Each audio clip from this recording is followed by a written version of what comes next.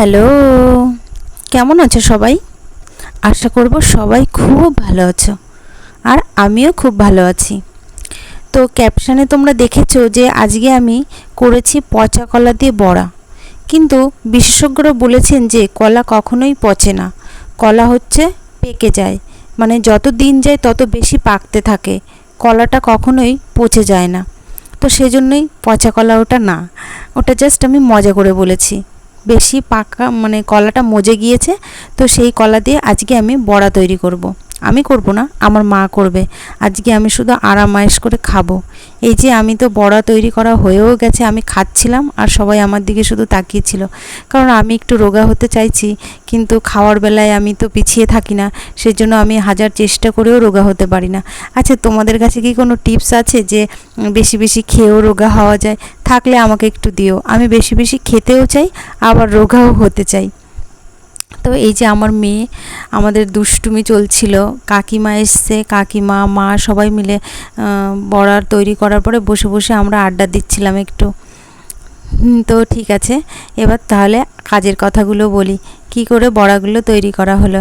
এই যে হচ্ছে আমার কাকিমা, আমার মা আর কাকিমা যখন এক জায়গায় বসে না, এনাদের গল্প আর শেষ হয় না। এত গল্প করে এনারা, যা অথচ এনাদের সম্পর্ক এত মিষ্টি। তো এই যে হচ্ছে পাকা কলা।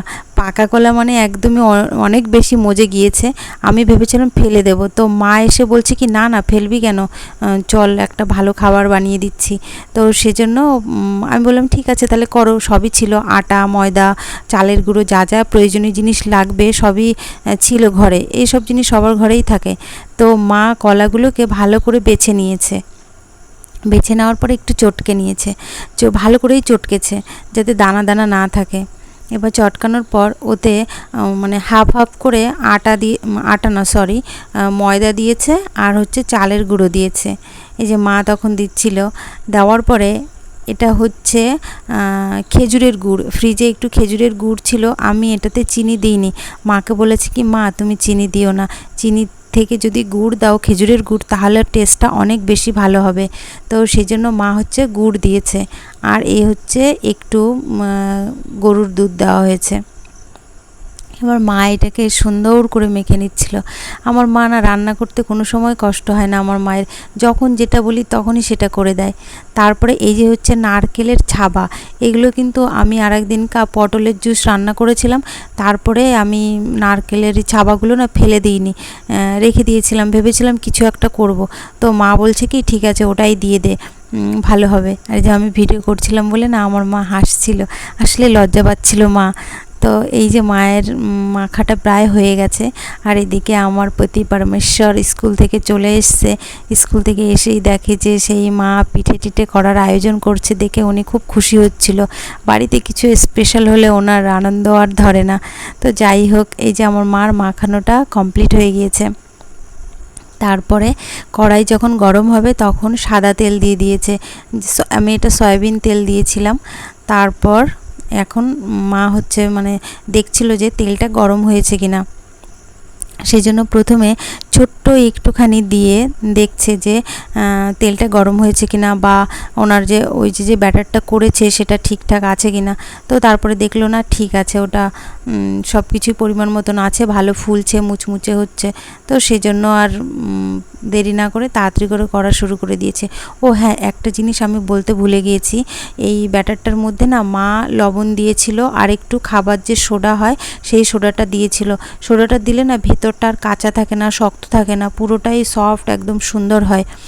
তো আর মা বড়াগুলো দেওয়ার পরে হাতটা ধুয়ে নিচ্ছিল, নাহলে হাতে জড়িয়ে জড়িয়ে যাচ্ছিল। ব্যাস, খুব বেশি উপকরণ লাগেনি, অল্প কিছু উপকরণেই তৈরি হয়ে গেছে।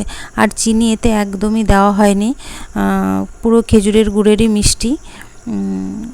তারপরে এই যে মা এগুলোকে উল্টে পাল্টে দিচ্ছিল, উল্টে পাল্টে না দিলে তো একটা সাইড পুড়ে যাবে তাই না, আর একটা সাইড কাঁচা থেকে যাবে। সেই জন্য মা এটাকে সুন্দর করে ধীরে ধীরে উল্টে পাল্টে দিচ্ছিল। আর গ্যাসটাকে না লো ফ্লেমেই ভাজছিল, কখনোই হাই করেনি। তারপরে এই যে হয়ে গেছে। এবার আমি যেটাতে নামাবো সেটার উপরে না একটা পেপার দিয়েছিলাম, যেহেতু এটা তেলে ভাজা হচ্ছে যাতে তেলটা একটু চুষে নেয় সেই জন্য আমি একটা পেপার দিয়ে দিয়েছিলাম। এবার অনেকখানি করা হয়েছিল, কারণ মা পিঠে বানাচ্ছে। আমার তো বাপের বাড়ির পাশেই আমার ভাই আছে, ভাই বউ আছে, বাবা আছে, সবাই আছে, তো সেই জন্য মা একটু বেশি করেই করেছিল। তারপরে এই যে আমি তো আজকে পোঁছ মারতেই মানে রেডি ছিলাম, কারণ প্রত্যেক দিন নিজে যখন রান্না করি এত ঘেমে যাই, আর আজকে তো নিজে রান্না করছি না, শুধু দাঁড়িয়ে দাঁড়িয়ে দেখছি আর খাচ্ছিলাম। তো সেই জন্য একটু স্টাইল করে চুলটা ঠিক করছিলাম। তারপরে মার যখন একবার ভাজা হয়ে গেছে তখন আমাকে বলছে কি একটু টেস্ট করে দেখ ঠিকঠাক সব কিছু হয়েছে কিনা, যদিও মা আগে টেস্ট করে দেখেছিল। তো তারপরে আমি এই যে টেস্ট করে দেখছিলাম, তো খেয়ে না সত্যি খুবই ভালো লেগেছিলো খেতে। আমি মিষ্টি জিনিস অত ভালো খাই না, কিন্তু এটা খুবই ভালো লেগেছিলো। আমি এই বড়া আগে অনেকবার খেয়েছি, আমার মা প্রায়ই বড়া টড়া করে, কাঁঠালের বড়া করে, তারপর অনেক কিছু দিয়েই মা করে। তো এবার আমি মাকে বলছিলাম কি মা তুমিও একটু খেয়ে দেখো। আর তারপরে এই যে আমার ভাই এসছে, আর হচ্ছে আমার ওই যে ভাইপো আমার ছোটো বাবাটাও চলে এসছে। এই যে গুলিমুলি সোনা, ওই সোনা বাবা একটা, তো ও এসেছে, ও এসেই দুষ্টুমি করতে শুরু করে দিয়েছে। আর মাকে বলছিলাম কি মা তুমিও একটা খেয়ে দেখো, মা তো খেতে চায় না, মার গ্যাসের সমস্যা, শরীরটা অতটা ভালো না মায়ের। তো তারপরে আমি জোরজার করে বললাম মা তুমি একটা টেস্ট করো। তো সেই জন্য মা একটা টেস্ট করে দেখছিল, তো মাও খেয়ে বলছে খুব ভালো হয়েছে। আর আমি তো এদিকে খেয়েই যাচ্ছিলাম, আমার কাছে খুবই ভালো লেগেছিলো। মানে মিষ্টি, খেজুর গুড়ের মিষ্টি তো সেই জন্য আরও বেশি স্বাদ হয়েছে, চিনি দিলে হয়তো এতটা স্বাদ হতো না। তারপরে এই যে আমি ওকে অনেক সাধছিলাম যে বাবা একটু খাও, বাবা একটু খাও, কিন্তু ও কিছুতেই খাচ্ছিল না, ও দুষ্টুমি করতেই ব্যস্ত ছিল। তারপরে এই যে হচ্ছে আমার মেয়ের গানের দিদিমণি, মিষ্টি দিদিমণি, খুব সুন্দর গান করে, মানে কি বলবো, আমার এত ভালো লাগে। তো দিদিমণিকে দিয়েছিলাম, দিদিমণি একটু খেয়ে দেখলো। আর এই যে আমার পিচ্চি বাবা সমানে বদমাইশি করেই যাচ্ছে, আর এসেই তো মিষ্টির সঙ্গে ঝগড়াঝাটি শুরু করে দিয়েছে। মিষ্টির বাবা বাড়িতে মিষ্টির জন্য চিপস এনেছিল, তখন রূপ ছিল না, ও বলা হয়নি, ওর নাম হচ্ছে রূপ। তারপরে সেই চিপস মিষ্টির থেকে কেড়ে টেড়ে নিয়ে নিয়েছে, আর ওই খাচ্ছে। আর তুমি কি খাচ্ছ? এটা চিপস, তো দিদিকে দেবে না? দিদি ভালো না, দিদি পচা, কান্না করছে। ঠিক আছে, তুমি একা একাই খাও।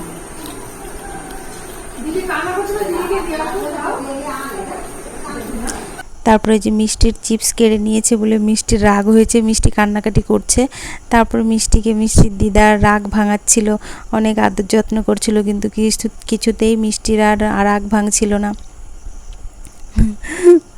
তারপরে এই যে আমাদের মার যখন সব বড়াগুলো ভাজা টাজা হয়ে গিয়েছে, আমরা এখানে বসে আড্ডা দিচ্ছিলাম। এটা হচ্ছে আমার কাকিমা, আগেই তো বলেছি।